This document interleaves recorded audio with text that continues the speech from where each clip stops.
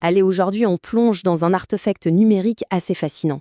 Une archive vidéo qui, à première vue, a l'air complètement chaotique, mais qui raconte une histoire bien plus profonde qu'on pourrait le croire. Alors, imaginez un peu le scénario. On tombe sur un disque dur externe, oublié là, et à l'intérieur, pas juste quelques photos de vacances. Non, une collection immense, une vidéothèque entière de plus de 3000 fichiers. C'est une sorte de capsule temporelle, mais qui nous raconte quoi au juste? Et là, en jetant un œil au titre, c'est le grand n'importe quoi, je veux dire vraiment. On passe de La Grande Vadrouille, un classique absolu de la comédie française, à un reportage sur les Illuminati. Juste après, on a une vidéo YouTube sur le cancer et l'alimentation, puis hop, l'arrestation de la famille Trablessi pendant la révolution tunisienne, pour finir sur un film épique, Omar al-Mukhtar. Franchement, c'est un chaos total. Du coup, la question qui se pose, et elle est un peu obsédante, c'est qu'est-ce qui peut bien relier tous ces fichiers? C'est quoi la logique derrière tout ça? C'est ce mystère qu'on va essayer de percer ensemble. Parce que, soyons clairs, ce n'est pas juste une archive, c'est une vraie boîte à mystères numérique. Chaque fichier, c'est une pièce d'un immense puzzle.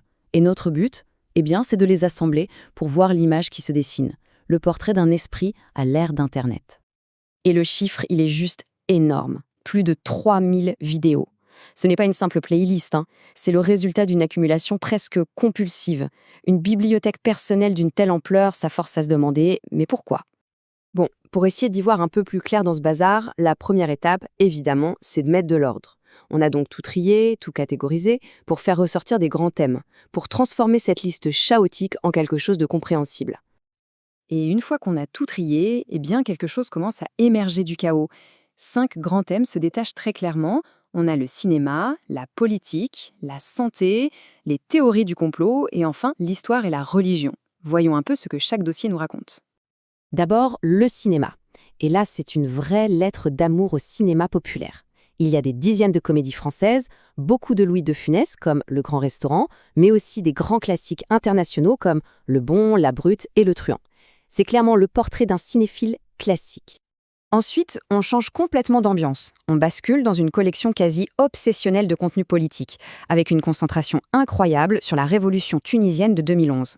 On parle de centaines de vidéos, de reportages, de débats. C'est une archive hyper pointue qui montre une implication très forte. On continue avec le troisième dossier, la santé. Et là, on y trouve un peu de tout. Des documentaires sur le corps humain, des explications sur le diabète, mais aussi beaucoup de contenu sur la nutrition, les dangers de l'alimentation moderne, comme le fichier Notre poison quotidien. C'est une quête de bien-être qui oscille entre science et méfiance. Et là, on bascule dans un autre univers avec le quatrième dossier, les théories du complot. Une collection impressionnante de vidéos sur le 11 septembre, les Illuminati, la Zone 51, les extraterrestres, tout y passe. C'est le reflet d'un esprit qui clairement remet en question les versions officielles. Et pour finir, le dernier grand dossier, c'est l'histoire et la religion. On y trouve des péplums sur la Rome antique, comme Spartacus, des documentaires sur les anciennes civilisations, mais aussi des films entiers sur la vie de Jésus ou des prophètes de l'islam. Une vraie fascination pour les grands récits qui ont façonné notre monde. Ok, maintenant qu'on a nos dossiers bien rangés, c'est là que ça devient vraiment intéressant. Parce que le plus important dans cette collection, ce n'est pas seulement ce qu'il y a dedans, mais c'est comment les choses s'opposent. C'est dans les contradictions que la véritable histoire se cache. Regardez cette première contradiction, elle est flagrante. D'un côté, on a une consommation de culture de masse populaire, comme le film Titanic, et de l'autre, un intérêt très marqué pour des théories anti-système qui justement dénoncent cette culture. Comment on peut concilier les deux? Deuxième tension, le global face au local. La personne derrière cette collection s'intéresse à des événements planétaires comme la Coupe du Monde de 1970. Mais en même temps, elle a téléchargé des centaines d'heures de débats politiques tunisiens ultra spécifiques. C'est un grand écart permanent entre le monde entier et son propre pays. Et enfin, la science face à la pseudo-science. La vidéothèque contient des documentaires de National Geographic sur le corps humain, des choses très factuelles, très carrées. Mais juste à côté, on trouve des vidéos qui prétendent montrer des cadavres d'extraterrestres. La curiosité scientifique cohabite avec une fascination pour le paranormal. C'est assez fou. Alors, qu'est-ce qu'on fait de toutes ces contradictions? On pourrait se dire que c'est juste incohérent, mais en fait, non.